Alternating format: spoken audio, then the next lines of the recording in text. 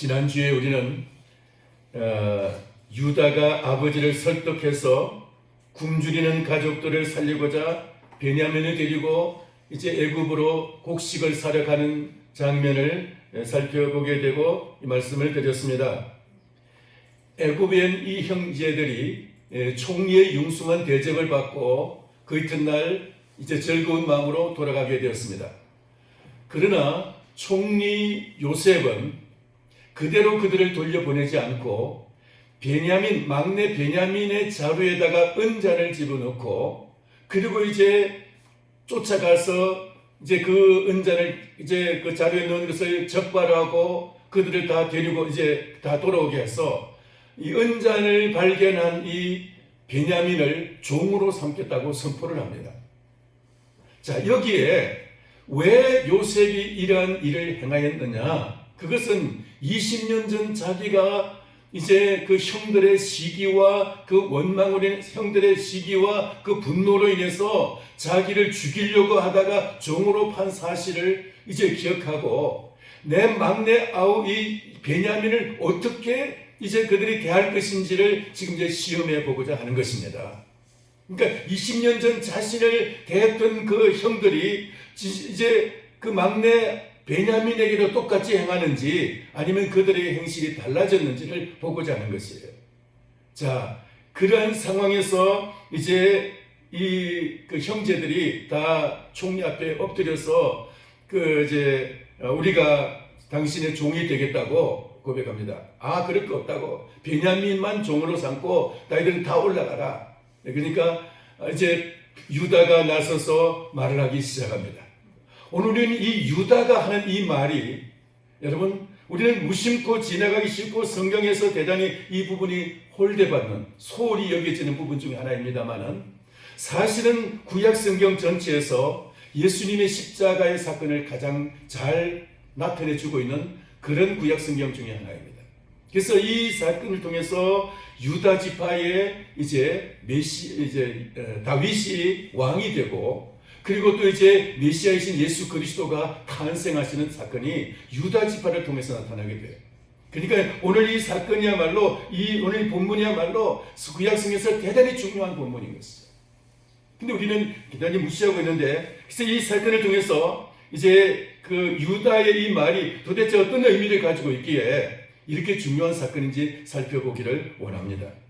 자, 근데 유다가 이 말을 하고 나서 45장 이제 1절 이하에 보면은 요셉이 이제 마음이 무너져서 이제 자기를 요셉이라고 밝힙니다. 형님들이 20년 전에 나를 팔았기 때문에 염려하지 마세요.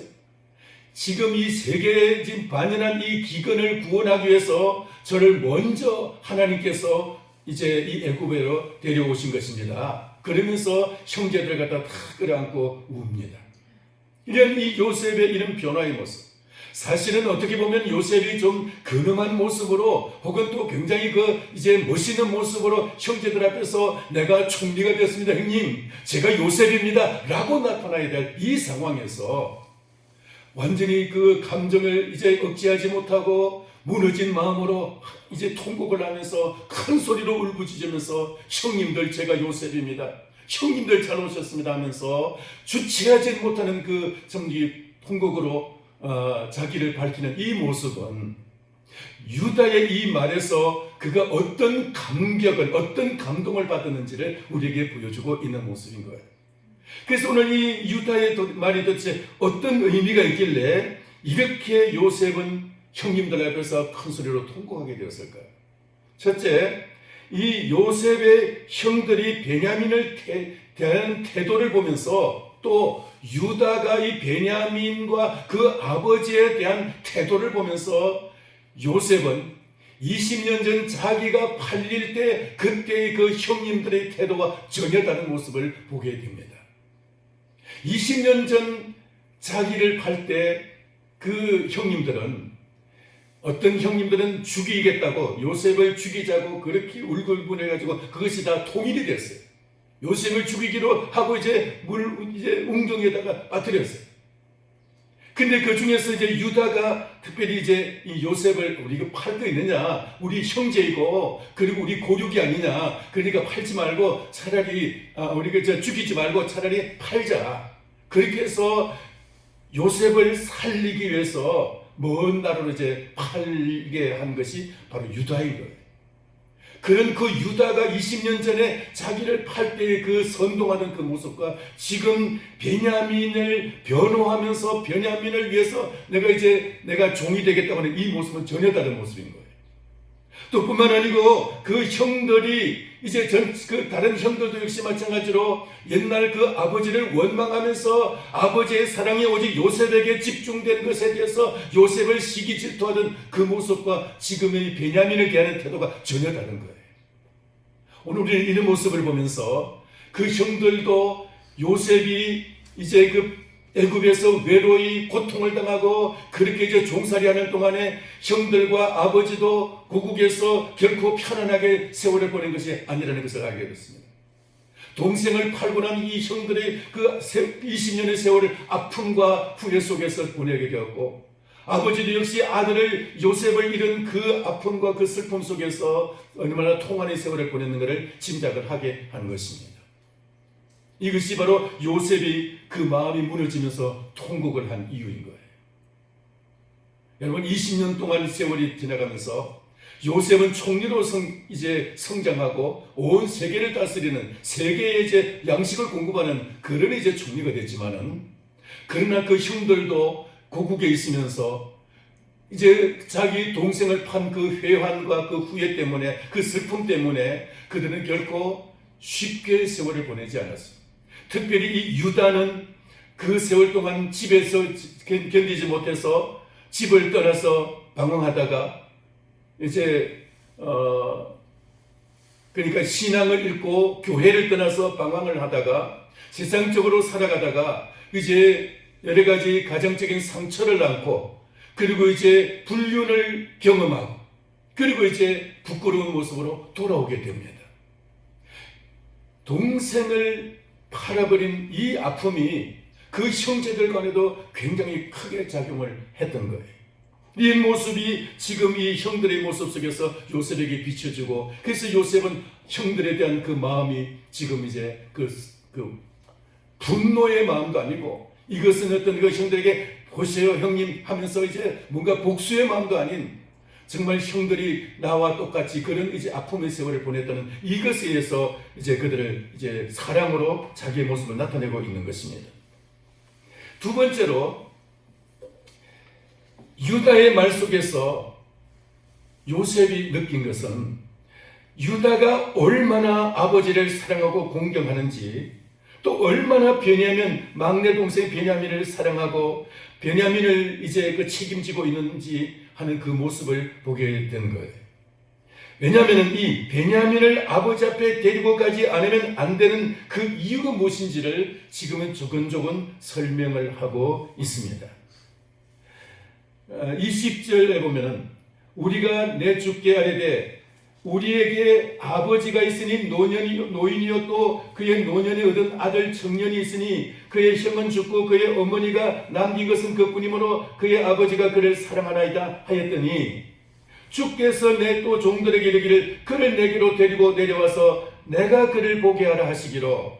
그러니까 이전에 우리가 당신 앞에 섰을 때, 총리 당신 앞에 섰을 때 우리 아버지가 얼마나 막내를 사랑하는지를 이제 말씀을 드렸더니 그를 데리고 오라 하셔서, 그래서 이제 아버지에게 가서 아버지에게 그 사실을 말씀드렸더니 아버지가 벌쩍 뛰면서 내게 두 아들을 남겼는데, 내 아내가 두 아들을 남겼는데 하나는 짐승에게 찢겨 죽었는지 모르겠고 이 하나 남았는데 이것 데려가면 나는 죽는다. 아버지가 그렇게 이제 이 막내와 아버지의 생명이 얼마나 밀접하게 연결됐는지를 말씀하면서 도저히 절대로 데려갈 수 없다고 하셔서, 그래서 우리가 못 왔는데 양식이 떨어지고 나서 이제 굶주리게 돼서 아버지에게 이제 갔는데 아버지가 양식 사오라 그래서 우리가 막내를 데리고 가야 되겠습니다. 막내는 절대 안 돼. 그래서 이제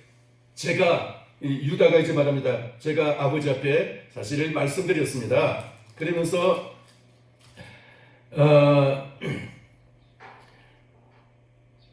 30절 아버지의 생명과 아이의 생명이 서로 하나로 묶여 있거늘 이제 내가 주의 종 우리 아버지께로 돌아갈 때 아이가 우리와 함께 가지 아니하면 아버지가 아이 없음을 보고 죽으리니 이같이 되면 종들이 주의 종 우리 아버지가 흰머리로 슬퍼하며 서울로 내려가게 함이니이다. 그러니까 내가 아버지 앞에 이 아이를 책임지고 이제 데리고 오겠다고 약속을 하고 내려왔는데 만약에 내가 이 아이를 데리고 돌아가지 않으면 아버지께서 이 아이가 없는 것 때문에 막내 동생이 없어서 이로 인해서 아버지가 죽어서 스올로, 옛날에는 음부라 그랬습니다. 이 어둠의 그 땅으로, 죽음의 땅으로 내려가시게 될 거라고. 그러면서 이 아이가 가지 않으면 우리 아버지 돌아갔습니다. 그러니까 아버지를 생각해서 아버지를 위해서 우리 이 아이를 꼭 데려가야 되겠고, 제가 또 이 아이를 담보했습니다. 담보했기 때문에 이 아이 데려가자면 저는 절대로 아버지 앞에 설 수가 없습니다. 그러니까 아버지가 돌아가실 것을 염려해서 이 아이를 반드시 데려가야 됩니다. 이 아이 데려가지 않으면 안 된다. 그리고 또 뿐만 아니라 이 아이는 내가 이 아이 생명을 담보했기 때문에 이 아이를 데려가야 되겠습니다. 만약에 내가 이 아이를 제쳐놓고 이 아이를 안 데리고 아버지께로 가면 내가 영원히 아버지 앞에서 죄를 지기 때문에 내가 아버지 앞에 그런 그 죄인의 상태로서는 살아갈 수가 없습니다.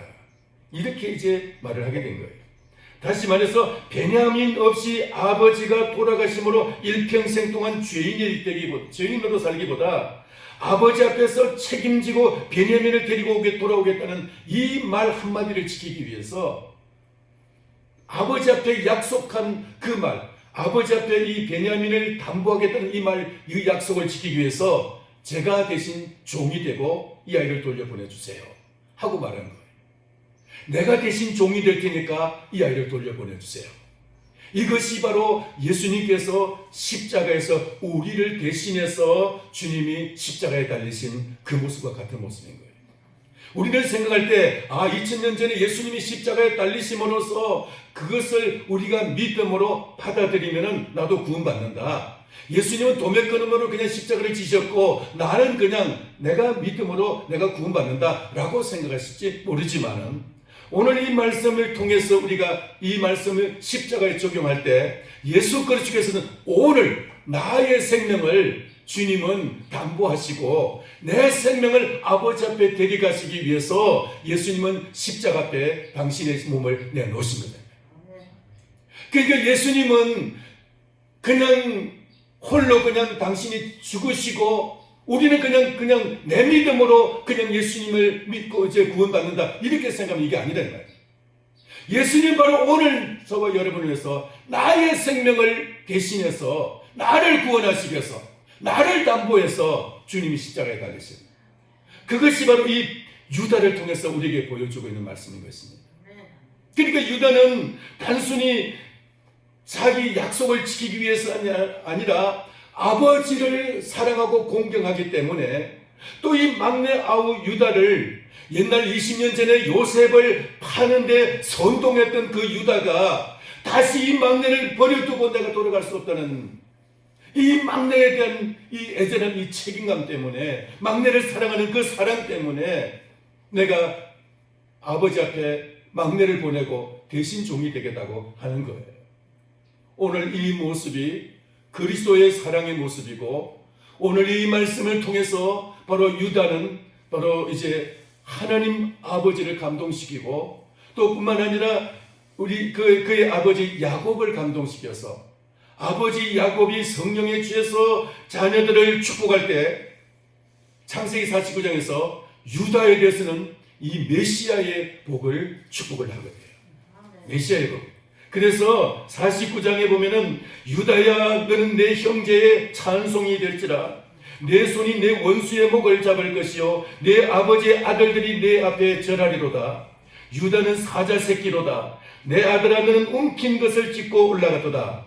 그가 엎드리고 웅크림이 수사자 같고 암사자 같으니 누가 그를 범할 수 있으랴. 규가 유다를 떠나지 않으면, 규라는 것은 임금님의 호를 의미해요. 임금님의 이제 그 조그만 지팡이를 말해요. 규. 통치자의 지팡이가 역시 임금님의 그 지팡이 말입니다. 왕의 지팡이가 그 발 사이에서 떠나지 아니하기를 실로가 오시기까지 이르리니, 실로는 메시아를 의미합니다. 실로가 오시기까지 이르리니 그에게 모든 백성이 복종하리로다. 이 유다를 통해서 그러니까 왕이 임할 것이고 유다를 통해서 메시아가 임할 것을 지금 선포하고 있는 거예요. 그러니까 이 말이 있기까지 그 아버지 야곱의 막내 베냐민을 대신해서 대신 종이 되겠다는 이 유다의 이 마음, 이 선언, 이 고백이 얼마나 그 아버지를 감동시켰을까. 그러니까 그 야곱을 감동시키고 특별히 하나님 아버지를 감동시켰어요. 메시아를 보내실, 예수 그리스도를 보내실 그 하나님 아버지께서 유다의 이 마음을 보시고 이 유다를 통해서 메시아를 보내시기로 작정하신 거 아니겠어요? 할렐루야. 오늘 우리는 그 마음을 보게 되는 것입니다. 자, 그렇게 해서 이제 유다가 이제 이 말을 하게 되고, 이제 그래서 십자가를 지신 예수 그리스도의 그런 예표를, 그런 이제 그림자를 우리는 이 유다를 통해서 보게 되는 것입니다. 마지막으로 한 가지 더 말씀을 드릴 것이 있는데, 이렇게 유다가 베냐민을 사랑하고 그 아버지를 사랑해서 아버지에게 베냐민을 보내기 위해서 자기가 대신 종이 되겠다는 이 선언은, 이 결단은 유다 지파와 나중에 베냐민 지파 간에 유다와 베냐민의 그 후손들에게 결코 끊을 수 없는 그런 이제 그 관계를 갖다가 보여주고 있어요. 이스라엘 백성들이 이제 출애굽을 해가지고 가나안 땅에 들어오게 되었습니다. 가나안 땅에 들어온 이제 그 초기에 얼마 안 있어서 베냐민 지파와 이스라엘 전체가 이제 전쟁이 붙었어요. 베냐민 지파는 인원이 불과 한 4, 5만 명 돼요. 근데 이스라엘 전체 지파는 한 60만 명이에요. 근데 다 모이니까 한 50만 명 모였어요. 다는 안 모이고 한 50만 명 모였어요. 50만 대 5만 명이 전쟁을 했는데 유다 지파, 하나님께 기도했더니 유다 지파 먼저 올라가라 그랬어요. 유다 지파가 올라가서 전쟁을 했는데 이 이스라엘 50만 명이 참패를 하고 도망을 쳤어요. 후퇴를 했어요. 그 다음날 또 전쟁했는데 유다 지파 또 앞에 올라갔는데 또 전쟁에서 졌어요. 그러면 이제 그 다음 세 번째 이제 전쟁에서는 그 베냐민 지파가, 유다 지파가 빠지고 이제 올라갔는데 베냐민 지파가 거의 600명 남기고 멸조가 되시게 했습니다. 여기에서 유다 지파가 앞장서서 올라간 이 전쟁에서 10대 1의 이 전쟁에서 이 50만 명이 참패를 당한 이유가 뭡니까? 유다 지파가 앞장선 이 전쟁에서 2번씩이나 참패를 당해요. 이유를 알 수가 없어요. 근데 한 가지 우리가 설명할 수 있는 것은 바로 이 유다 지파가 베냐민 지파에 대한 그 긍휼의 마음, 그것밖에 설명이 안 되는 거예요. 그러니까 이 유다가 베냐민을 그 사랑해서 베냐민 대신에 십자가를 지기로 결심하는 종이 되겠다는 이 마음이 그 지파 400년 후에 그 마음이 그대로 연결이 된 거예요. 그리고 또 세월이 흘렀습니다. 세월이 흘러서 한 400년의 세월이 지나고 그때로부터 400년 세월이 지나서 다윗이 태어났습니다. 다윗이 이제 왕이 되기로 됐는데 사울 왕이 하나님의 신이 떠나고 악령이 들려가지고 다윗을 죽이려고 그렇게 막 군대를 보내가지고 다윗을 죽이려고 전국을 갖다가 이제 막 수색을 합니다. 그런데 사울 왕의 아들 요나단은 다윗과 마음이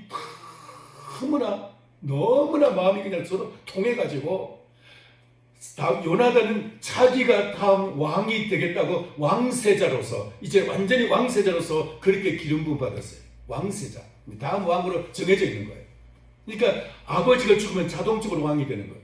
그런데 이 요나단은 다윗을 사랑하고 다윗을 위해서 자기 겉옷도 벗어주고 무기도 벗어주고 하면서 아버지가 다윗을 죽이려고 아버지 안 됩니다 하면서 막 아버지께 다윗을 죽이면 안 된다고 막 그 항변을 하는 이유를 그저 알 수가 없는 그런 일이 있는데, 요나단이 누굽니까? 이 바로 베냐민 지파예요. 유다 지파의 다윗이 아직 이제 그 왕인 사울 왕으로부터 쫓겨 도망칠 때 그를 가로막고 그를 보호해 준 사람이 바로 베냐민 지파의 이제 누구예요? 요나단이에요. 그러니까 다윗과 요나단은 유다 지파와 베냐민 지파의 이 대표자들인 거예요. 그들이 얼마나 끈끈한 관계로서 그렇게 연결되어 있는지 그것을 볼 수 있어요. 또 그리고 이제 그로부터 이제 그 세월이 한 50년, 한 80년 그 가까이 세월이 지나서 다윗이 왕으로 이제 40년 지내고 그 아들 솔로몬이 40년 왕을 지내고 그 다음 르호보암이 왕이 됐을 때, 솔로몬의 아들 르호보암이 왕이 되면서 나라가 두 쪽으로 나뉘었습니다. 이스라엘 대부분 유다 지파를 다 등 돌려가지고 10지파가 다 등 돌리고 떠났습니다. 10지파가. 근데 마지막까지 유다 지파에 남아서 유다 지파와 운명을 같이 한 지파가 바로 베냐민 지파예요. 베냐민 지파. 그게 바로 1000년 전에, 적어도 한 800년 전에 그 유다가 베냐민을 위해서 종이 되기로 작정한 그 관계가 800년 후에까지 연결이 되고요. 그리고 그로부터, 그러니까 이 유다가 베냐민을 위해서 종이 되기로 한 그로부터 한 1800년의 세월이 지나고 나서 다윗으로부터 1000년의 세월이 지납니다. 다윗으로부터 1000년의 세월이 지나서 예수님이 오셨어요. 예수님은 무슨 지파일까요? 유다 지파예요. 근데 예수님이 유다 지파인 예수님의 이 복음을 위해서 십자가의 복음을 전 세계에 전파하는데, 그리고 이 복음을 구약 성경에서 재해석을 하는데 가장 성경을 깊이 해석을 하고 이 성경을 땅끝까지 복음을 전하는데, 나는 날마다 죽노라, 내가 그리스도와 함께 십자가에 못 박혔느니 그런즉 이제는 내가 산 것이 아니라 내 안에 그리스도께서 사신 것이라 하면서 나는 죽고 내 안에 그리스도만 살아있다고 막 말씀을 증거하고 선포한 사람이 바로 사도 바울인데, 바울이 바로 베냐민 지파예요. 1800년이 지나서까지도 유다가 베냐민을 위해서 희생한 이 사건이 그 1800년 후에까지도 이 관계가 연결되어 있는 거예요. 여러분, 내 한 사람이 나의 형제를 위해서, 나의 아버지신 하나님을 위해서 충성하고 헌신하고 희생하면은 그걸로 끝나는 것이 아니고, 그것이 대를 이어서 하나님께서 다시 그 관계를 맺어가게 하시고 연결하게 하시고, 그렇게 해서 하나님께서는 그것을 다시 또 그 은혜를 또 갖게 하시고요. 할렐루야. 한번 내가 하나님 앞에서 내가 이 생명의 씨앗을 심으면 그 생명의 씨앗은 30배, 60배, 100배 열매를 거두게 될 줄 믿습니다.